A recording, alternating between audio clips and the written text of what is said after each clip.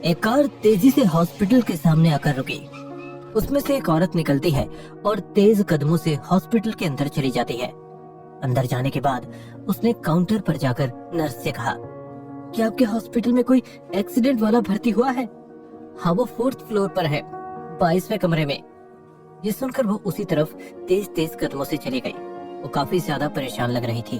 उसे देखकर कोई भी कह सकता था कि जो इस हॉस्पिटल में एडमिट है वो उसका कोई खास ही होगा। वो जल्दी से लिफ्ट के पास पहुंची, पर लिफ्ट बंद थी। इस पर उसने सीढ़ियों से जाना ही सही समझा और जल्दी से 4th फ्लोर पर पहुंच गई। जैसे ही वो कमरा नंबर 22 के बाहर पहुंची तो शीशे से उसने अंदर झांका तो अंदर डॉक्टर बेड पर पड़े मरीज को घेरे हुए थे।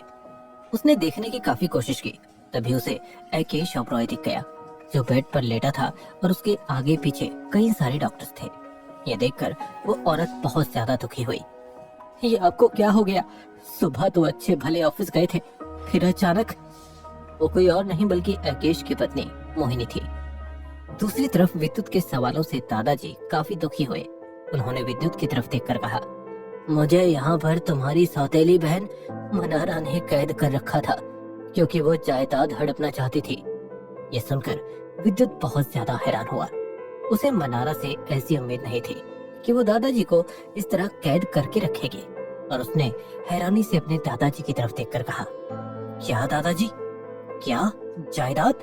पर जायदाद तो पापा के पास है ना? ओबरॉय मेंशन तो हमारा है। नहीं, वो मेरा था। तुम्हारे पापा ने उसे नीलामी में खरीद लिया, पर मनारा चाहती थी कि उसे सारी जायदाद और बिजनेस मिल जाए, इसीलिए उसने मुझे यहाँ पर कैद करके रखा था। यह सुनकर विद्युत को बहुत गुस्सा आया। उसे ऐसी उम्मीद नहीं थी कि वो इस हद तक गिर जाएगी। अच्छा, तो ये सब मनारा ने किया है। आप चिंता मत कीजिए दादाजी, मैं आपको अपने साथ लेकर चलता हूँ। अब आप हमारे साथ रहेंगे। ये सुनकर बिशंबर ओबरॉय बहुत खुश हो गया, पर उसकी खुशी एकदम उदासी में बदल गई। उसका चेहरा फीका पड़ने लगा। जब विद्युत ने अपने दादा को उदास देखा तो उसने हैरानी से कहा, क्या हुआ दादाजी? आप इस तरह उदास क्यों हो गए? क्या आप खुश नहीं हैं कि आप हमारे साथ रहेंगे? ऐसी बात नहीं है विद्युत, वहाँ प्रकाश होगा, वो मुझे देखकर खुश नहीं होगा। ये सुनकर विद्युत की आंखें नम हो गई और उसने नम आंखों से कहा, डैड अभी पैरालाइज हो चुके हैं, उनके ऊपर जानलेवा हमला हुआ था, हमें आपकी जरूरत है।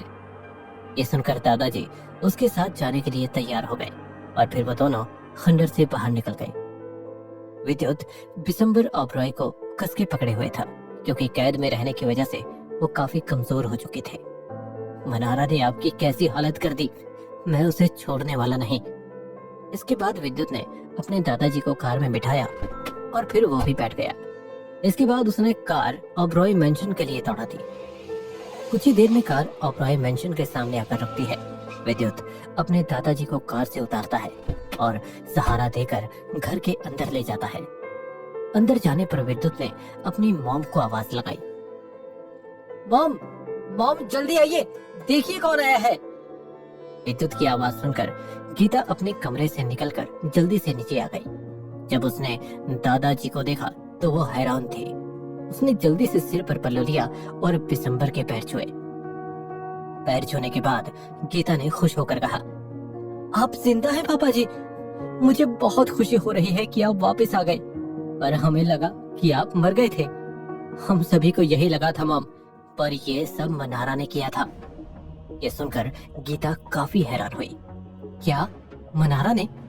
पर उसने ये सब किया क्यों? प्रॉपर्टी की वजह से, और किस लिए?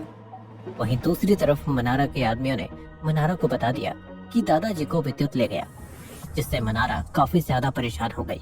उसे डर था कि कहीं दादाजी उसकी सच्चाई न बता दे, और उसे पता था कि दादाजी की आवाज चली गई, पर फिर भी वो सीधे ओबरॉय मेंशन पहुंची। करण हांडा भी वहीं पर पहुंच गया, क्योंकि मनारा ने उसे फोन करके ओबरॉय मेंशन बुला लिया था। अचानक से ओबरॉय मेंशन के सामने दो कार तेजी से आकर रुकती है। एक कार से मनारा घबराई हुई, दूसरे में से करण हांडा निकला। क्यों बुलाया है यहाँ मुझे?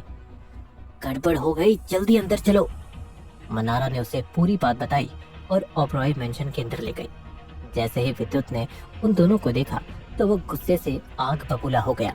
उसे ऐसा लग रहा था कि वो मनारा के पास जाए और उसे 2-4 थप्पड़ लगाए, पर मनारा ने जैसे ही दादाजी को देखा तो वो भागते हुए उनके पास आई और गले लगा लिया। अरे दादाजी आप, मुझे बहुत खुशी हुई आपको जिंदा देखकर। मुझे तो यकीन ही नहीं हो रहा कि आप जिंदा हैं। ये देखकर विद्युत और बाकी के लोग काफी हैरान हुए, पर दादाजी ने मनारा को अपने से अलग कर दिया। इस पर मनारा ने हैरानी से कहा, क्या हुआ दादाजी, आप इतना घबरा क्यों रहे हैं? इस पर विद्युत ने मनारा से गुस्से में कहा, पीछे हटो मनारा। क्या हुआ विद्युत, इस तरह से क्यों कह रहे हो? मैंने कहा पीछे हटो दादाजी से। ये सुनकर मनारा पूरी तरह घबरा गई। उसे समझ नहीं आ रहा था कि विद्युत को क्या हो गया, ये इस तरह से गुस्से में क्यों है।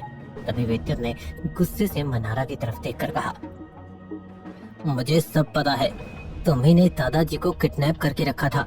इन्होंने मुझे सब बता दिया। ये सुनकर मनारा पूरी तरह घबरा गई। उसके माथे पर पसीना आ गया और उसने रुमाल से पसीने को पोंछते हुए कहा, ये तुम क्या कह रहे हो? तुम्हें कोई जरूर गलतफहमी हुई है। कोई गलतफहमी नहीं हुई है मनारा। जैसे ही मनारा ने दादाजी की आवाज सुनी, उसके होश उड़ गए। उसके पैरों तले जमीन निकल गई। उसे तो यकीन ही नहीं हो रहा था कि दादाजी बोल सकते हैं, और उसे पता लग गया कि दादाजी ने उसकी असलियत सभी के सामने बता दी। और उसे पता था कि अगर उसने माफी नहीं मांगी तो विद्युत कुछ भी कर सकता है। इसीलिए मनारा ने माफी मांगने का नाटक करते हुए कहा, मुझे माफ कर दीजिए दादाजी, मुझसे गलती हो गई। विद्युत गुस्से से बोला, गलती हो गई? तुमने इन्हें कैद करके रखा था जैसे ये कोई जानवर हो। तुम्हें इतनी भी शर्म नहीं आई मनारा कि ये तुम्हारे दादाजी है? ऐसी बात नहीं है विद्युत, मुझे माफ कर दो। मैंने ये सब अपनी भलाई के लिए ही किया था। वो मुझे पता है तुम्हारी भलाई क्या थी, यही ना कि पूरी प्रॉपर्टी तुम्हारे नाम हो जाती। दादाजी से जबरदस्ती प्रॉपर्टी अपने नाम करवाना चाहती थी। ये सुनकर मनारा को लगा कि उसका खेल बिगड़ने वाला है, इसलिए उसने इसमें करण हांडा को खींचना सही समझा और उसने विद्युत की तरफ भोली सूरत बनाकर कहा, पर मैं इसमें अकेली नहीं थी, इसमें करण हांडा भी था। ये सुनकर विद्युत बहुत ही गुस्से में आ गया और उसने करण हांडा का कॉलर पकड़ा और उससे गुस्से से कहा, तू भी शामिल था? तेरा इसमें क्या प्रॉफिट था?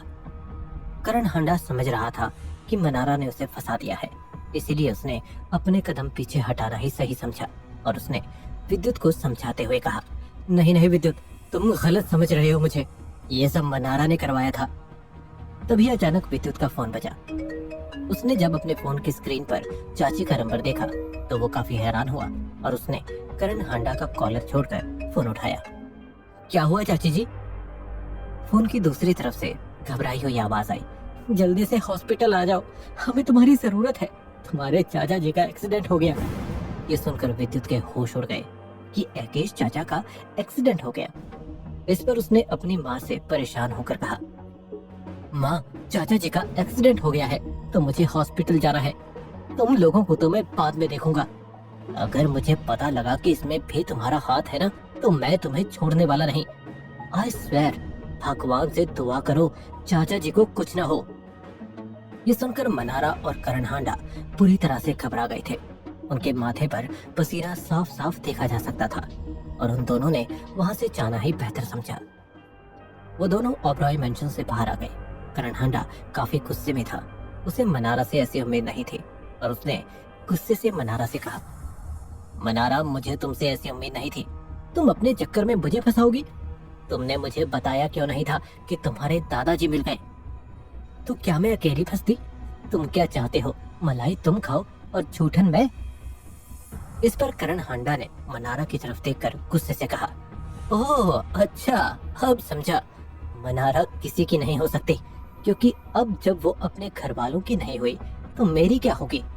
आगे से मुझसे मिलने की जरूरत नहीं, ना ही मैं तुम्हारे साथ कोई डील करूंगा।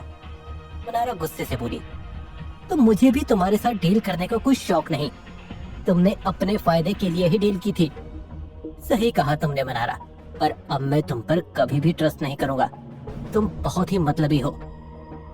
ये कहकर करण हांडा अपनी कार में बैठा और वहां से चला गया। करण के जाने के बाद मनारा भी वहां से चली गई। वहीं विद्युत सीधा अस्पताल पहुंचा वो काफी परेशान था। मोहिनी ने जब विद्युत को देखा तो उसने रोते हुए कहा, देखो ना विद्युत, तुम्हारे चाचा जी को क्या हो गया। आप चिंता मत कीजिए चाची जी, सब ठीक हो जाएगा। मैं अभी डॉक्टर से बात करके आता हूँ। इसके बाद विद्युत डॉक्टर के पास गया।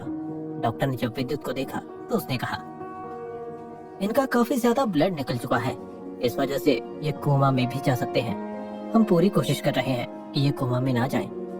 आप कुछ भी करिए, चाहे कितना भी पैसा खर्च हो जाए, पर इन्हें कोमा में मत जाने दीजिए। विद्युत डॉक्टर से बोला, ठीक है, हम पूरी कोशिश करेंगे, आप चिंता मत कीजिए। अगर भगवान ने चाहा तो सब कुछ ठीक हो जाएगा।